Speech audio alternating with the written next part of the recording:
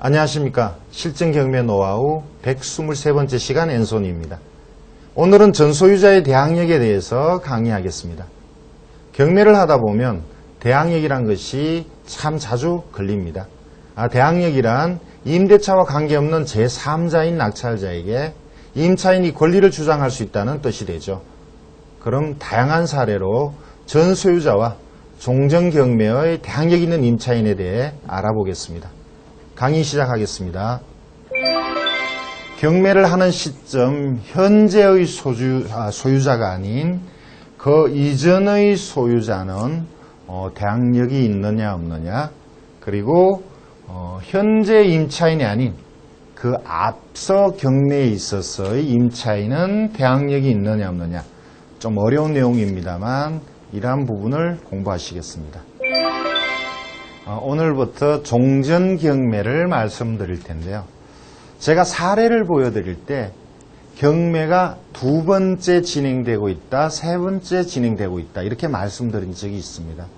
그러니까 종전경매라는 것은 이미 경매를 한 번 했었고 현재는 두 번째 경매다 또는 세 번째 경매다, 이런 경우에 이 처음 현재 경매를 하기 이전에 첫 번째 경매 당시에 있었던 채무자, 소유자 또는 임차인들이 두 번째 경매에도 계속 점유자로 남아있을 때 이 사람들이 대항력이 있느냐 없느냐, 이 내용을 말씀드리기 위한 겁니다. 이거 아주 중요한 내용이고 또 좀 헷갈려하고 어려워하시는 내용인데요. 잘 들어두셔야 합니다. 왜냐하면 특별한 수익이 나오기도 하고 큰 손실이 나올 수도 있기 때문입니다. 경매에서 좀 어려운 분야에 속하지만 간혹 나오는 사례이기 때문에 여러분들이 이렇게 잘못될 수가 있구나 또는 이렇게 수익이 나올 수 있구나라는 걸 알고 계셔야 그러한 기회를 놓치지 않거나 함정을 피해갈 수 있기 때문입니다. 하나하나씩 말씀을 드려보죠.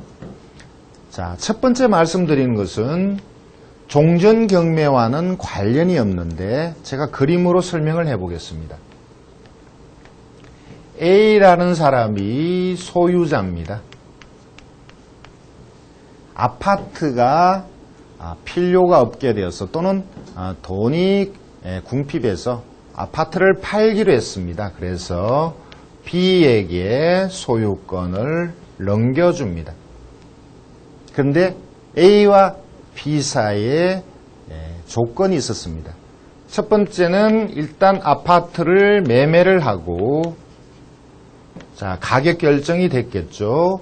두 번째는 A가, 소유자인 A가 계속 임차인으로 살겠다. 그래서 임대차 계약을 하는 거죠. 매매를 하고 A가 B에게 팔고 B의 소유물을 A가 다시 임대로 계속 점유를 하는 거죠. 충분히 있을 수 있는 일입니다. 자, B가 소유권을 취득했습니다. 소유권을 넘겨받았습니다. 그런데 이것이 경매로 나옵니다.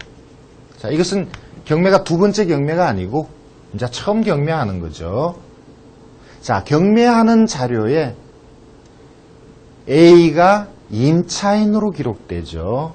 임차인 A에 대한 기록이 나올 텐데 이미 오래전부터, 예를 들어서 89년부터 살고 있었다.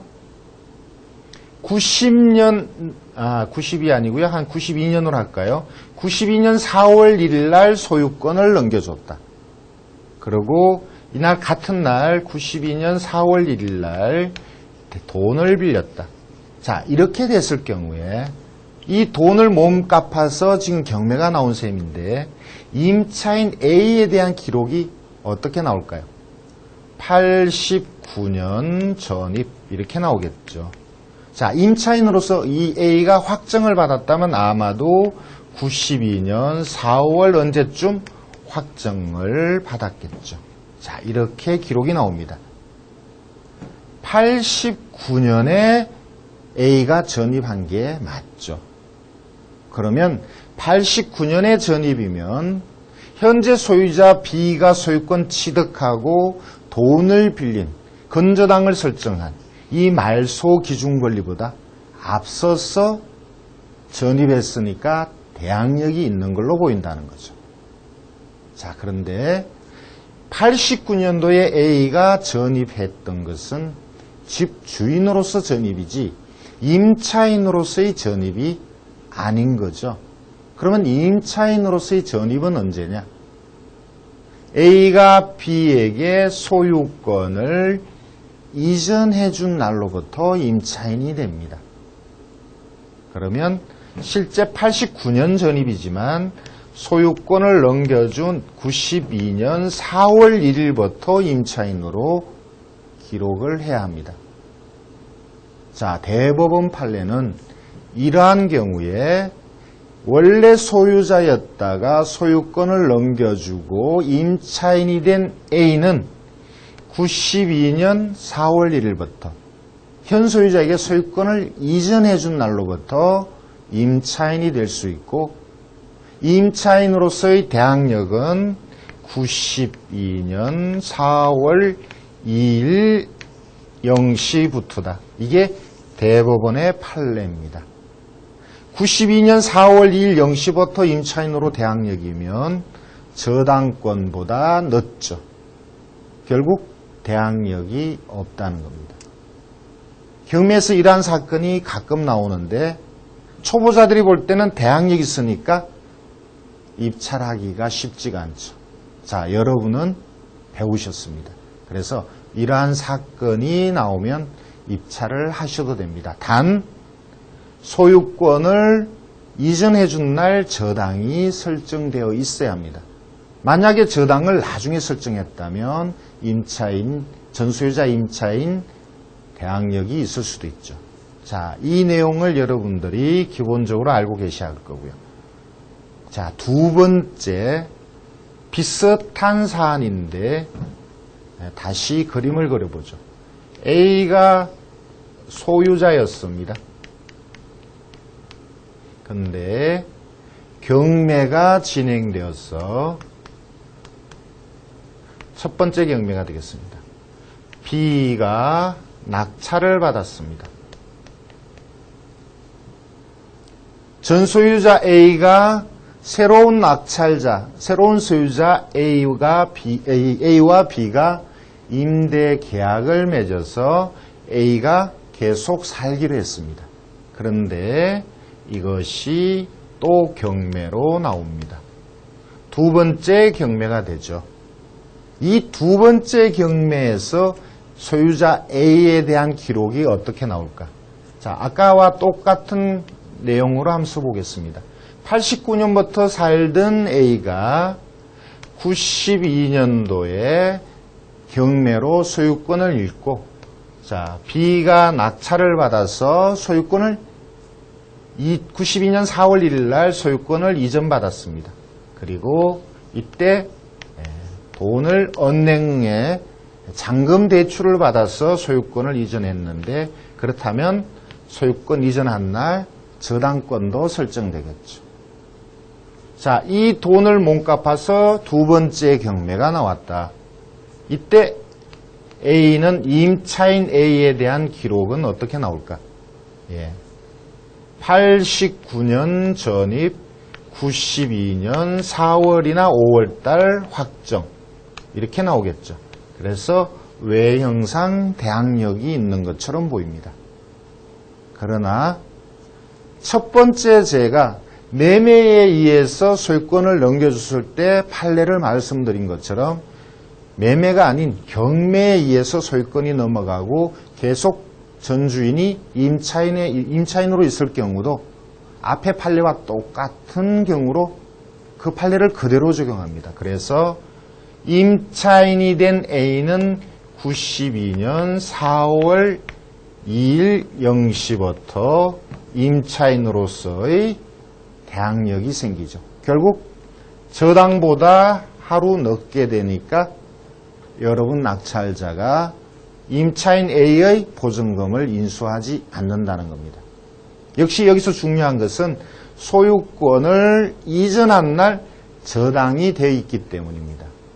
그런데 만약 전소유자 A가 낙찰자와 92년 4월 1일 계약한 것이 아니고 92년 5월 달에 계약했다면 이것은 무르보나 만하죠. 대항력이 무조건 없죠.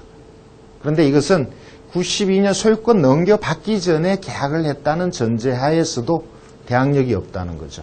자, 이 내용 역시 여러분들이 알고 계시면 이러한 사건이 종종 나오는데 외형상 대항력이 있는 것처럼 보이지만 사실상 대항력이 없는 그런 사례가 되니까 특별한 수익이 나온다는 겁니다. 자, 그러면 다른 내용을 말씀드려 볼까요? 세 번째 사례입니다. 자, 임차인이 아파트를 분양받은 수분양자죠. 분양받은 사람이니까 수분양자입니다. 이 두 사람이 임대 계약을 맺었습니다. 분양받은 사람은 아직 소유자는 아니죠. 소유자가 될 사람이죠. 자, 임차인 B와 아파트를 분양받은 사람이 임대차 계약을 하고 분양받은 사람에게 소유권 넘어오기 전에 전입을 합니다. 예를 들어서 92년 4월 1일 날 B가 전입을 했습니다. 아직 A에게 소유권은 넘어가지 않았습니다. 그리고 92년 5월 15일 날 A에게 소유권이 이전되었습니다. 분양받은 거죠. 분양받고 등기한 거죠. 그리고 이 같은 날 A가 대출을 받습니다. 저당권이 설정된 거죠. 소유권이 넘어오기 전에는 저당권 설정할 수가 없죠. 자, 이러한 상황일 때 이것이 만약에 경매가 나오면 B는 대항력이 있느냐? 대항력이 있습니다. 자, A가 소유권을 취득하고 대출을 받기 전에 건저당을 설정하기 전에 이미 임차인 B가 전입을 했으니까 대항력이 있죠. 자, 혹 어떤 사람들은 이런 얘기를 합니다. A하고 B가 A가 집주인이 되기 전에 임대차 계약한 것이 법적으로 유효하냐? 두 사람 간에는 유효하지만 제3자에게는 주장할 수가 없습니다. 왜냐하면 A가 임대 자격이 없죠. 아직은 분양받은 사람이지 소유권을 취득하지는 않았습니다. 그런데 이 두 사람 간의 임대차 계약이 언제 성립하느냐? 소유권 넘어가기 전에 이미 계약을 했는데 실제 법적으로 임대차 계약은 언제 성립하느냐? 자, 그 날짜는 92년 5월 15일 날 A가 소유권을 이전받는 날짜입니다. 92년 5월 15일 날 A가 소유권을 취득하면, 이전받으면 B는 임차인으로서의 권리를 제3자에게도 주장할 수 있죠. 그런데 여기서 5월 15일부터 임차인이 된다는 것인데, 그렇다면 임차인으로서의 대항력은 이 길이 아니냐? 그렇지 않습니다. 대법원 판례는 92년 5월 15일 A가 소유권을 취득하는 적시라고 했습니다. 적시 대항력을 가진다. 그러니까 이길영시가 아니라는 거죠. 여기서 적시는 A가 소유권을 취득한 것과 동시라고 보시면 됩니다. 동시, 그러면 소유권을 취득하고 건저당을 설정하니까 항상 순서가 소유권 취득, 그리고 건저당입니다. 그런데 B의 임차인의 대항력은 소유권 취득과 거의 동시라는 거죠. 적시는 동시로 보셔야 돼요. 그렇다면 이 건저당보다는 B가 앞선다. 대항력이 있다는 겁니다. 결국. 그래서 만약에 이 임차인이 배당을 못 받는 부분이 있다면 낙찰자인 여러분이 인수를 해야 되죠. 중요한 내용입니다. 자, 이 내용을 역시 잘 알고 계셔야 합니다. 자, 지금부터는 내용이 조금 더 어려워집니다. 네 번째 사례를 보겠습니다. 자, A가 소유자였고 이것을 경매에 의해서 B가 낙찰을 받았습니다. 이게 첫 번째 경매입니다. 자, 첫 번째 경매에서 A가 채무자가 되어 B가 낙찰을 받았는데, 자, 이 A를 지금 얘기하려는 것이 아니고, 이때 임차인이 있었는데, 임차인은 C라고 할까요? 임차인이 집주인을 잘못 만나서 경매를 당한 거죠. 그래서 B가 낙찰을 받았습니다.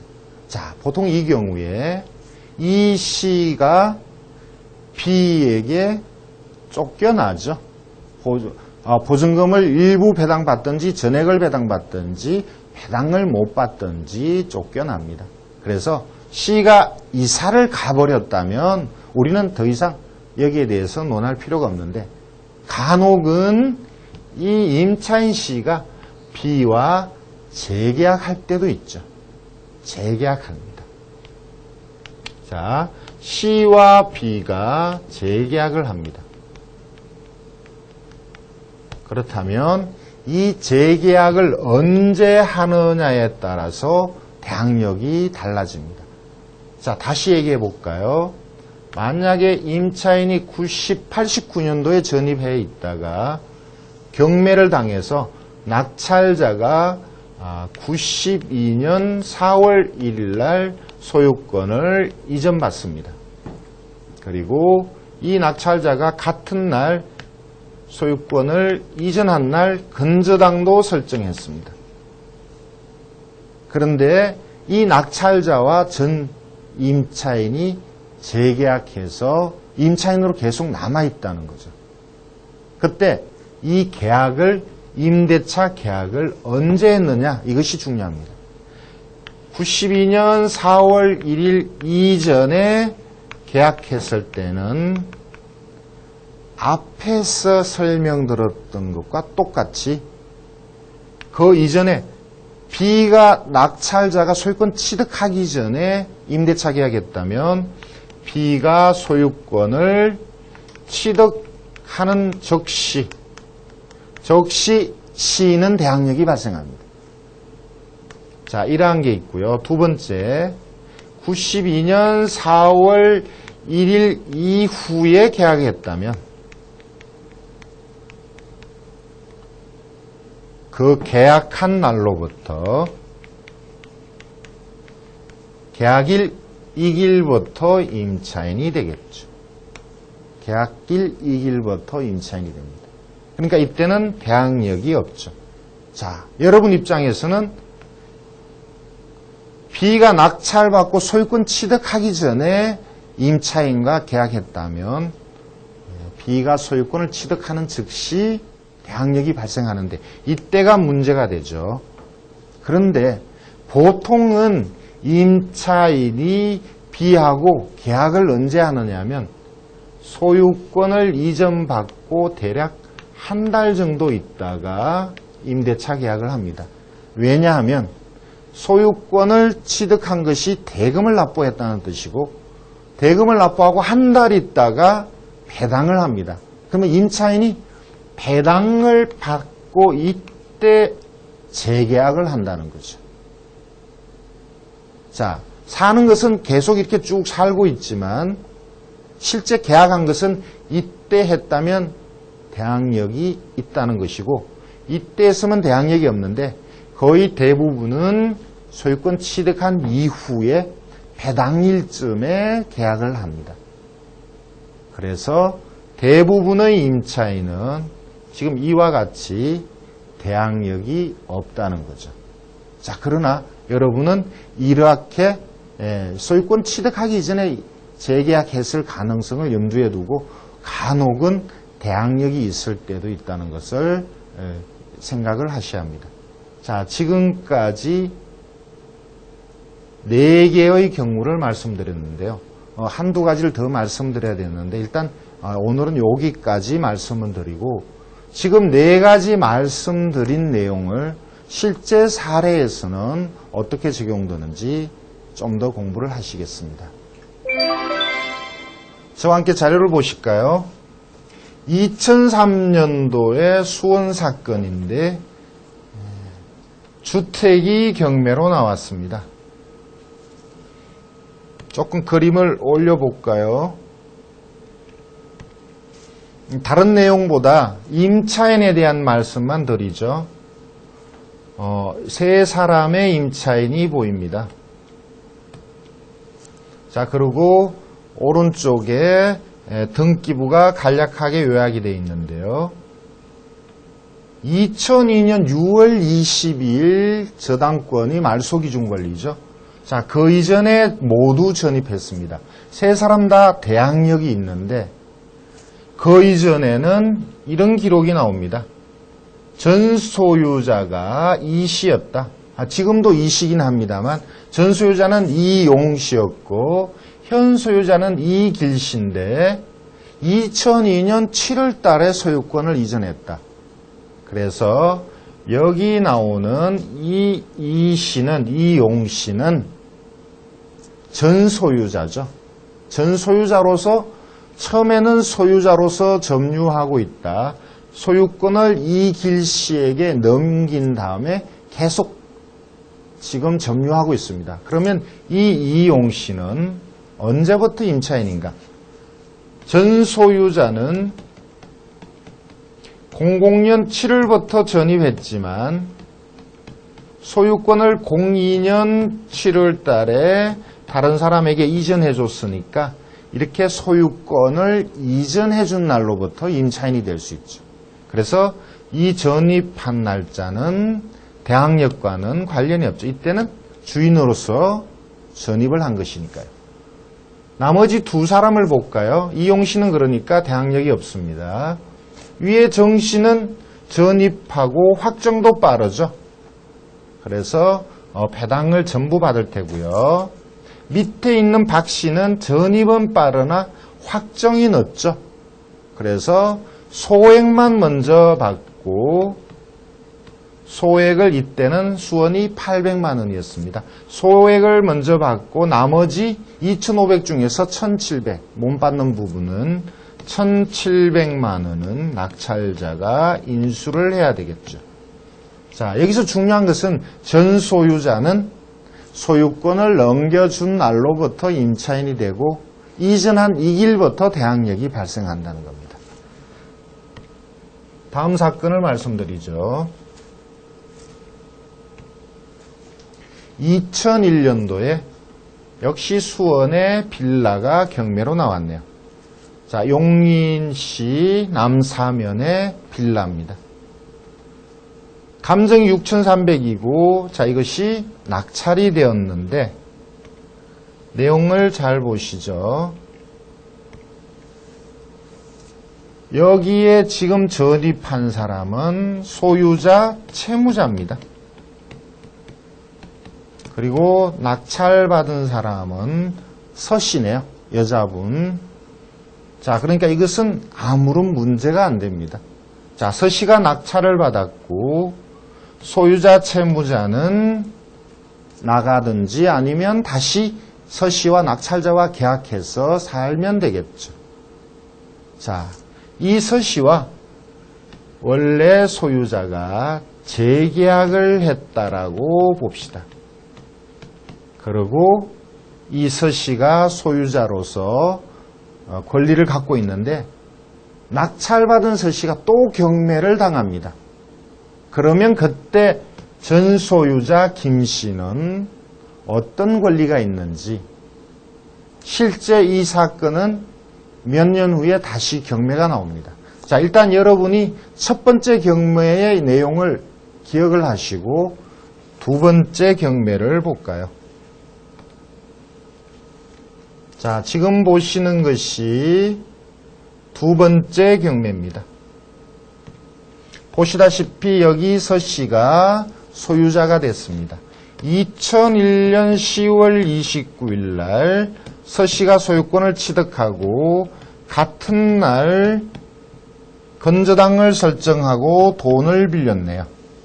자, 이렇게 돈을 빌린 기록이 나옵니다.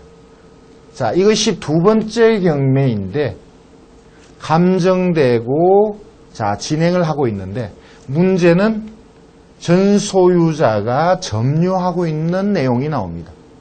이 전 소유자는 96년에 전입했으니까 당연히 말소 기준인 저당권보다는 빠르죠. 그렇다면 대항력이 있는가? 이미 칠판에서 말씀드렸는데 전 소유자는 낙찰자가 소유권을 이전받기 전까지는 아직은 소유자입니다. 낙찰자가 소유권을 이전받은 그 이후부터는 임차인이 될 수 있죠. 그러니까 전 소유자 김 씨가 임차인이 될 수 있는 날은 아무리 빨라도 2001년 10월 29일부터죠. 만약에 2001년 10월 29일부터 임차인이라면 대항력이 있느냐? 그래도 대항력이 없습니다.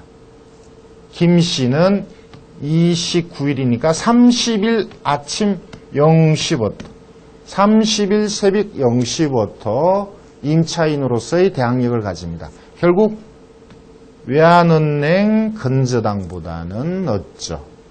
대항력이 없습니다. 자, 이러한 사건, 경매를 한 번 했다가 그때 있던 집주인이 두 번째 경매에서 임차인으로 나타날 때 거의 대부분 대항력이 없습니다. 특히 낙찰자가 소유권 취득하고 같은 날 건저당이 설정되어 있다면 어떤 경우에도 전 소유자는 대항력이 없습니다. 다음 사건을 볼까요?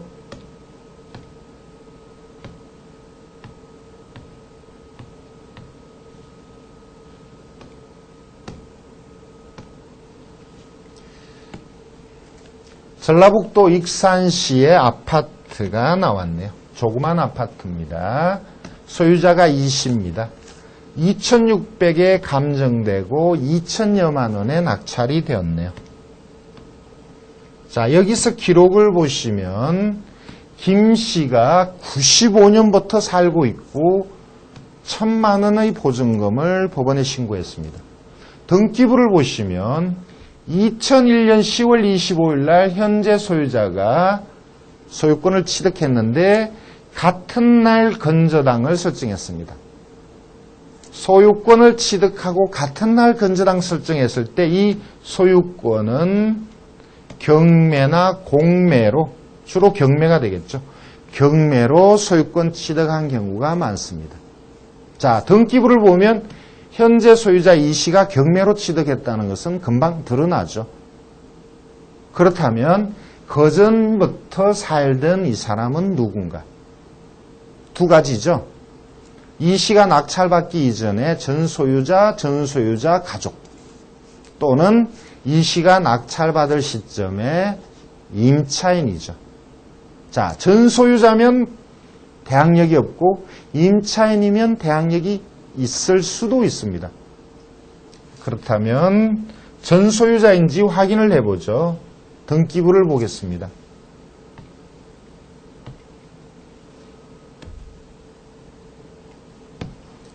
전소유자는 아까 그 점유자 김 씨가 아니고 91년부터 살고 있는 또 다른 김 씨인데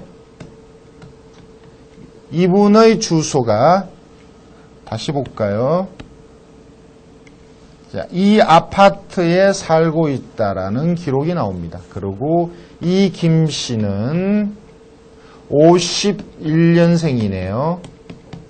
자, 51년생인 김 씨가 전소유자였습니다. 아래쪽의 기록에는 더 이상의 도움이 될 만한 내용이 없습니다. 그렇다면 다시 자료를 볼까요?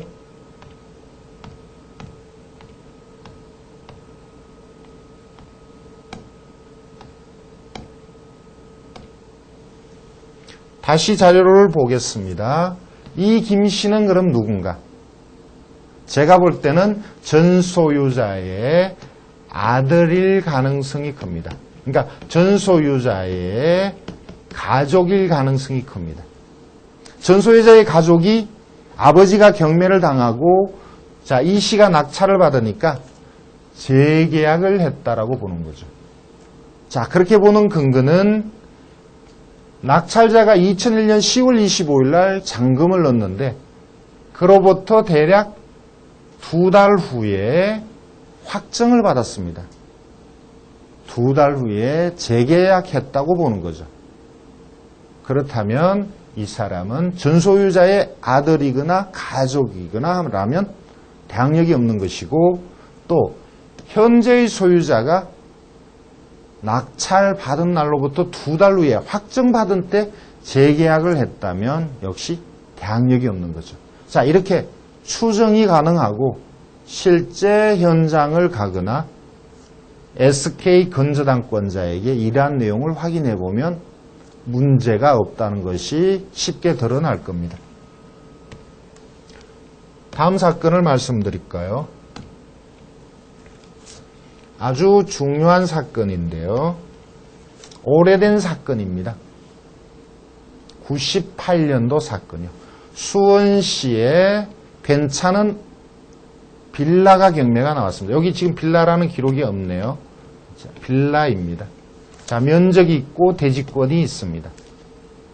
6,500에 경매가 나와서 아주 많이 가격이 떨어졌습니다. 이때가 IMF 때지만 99년이니까요. IMF 직후죠.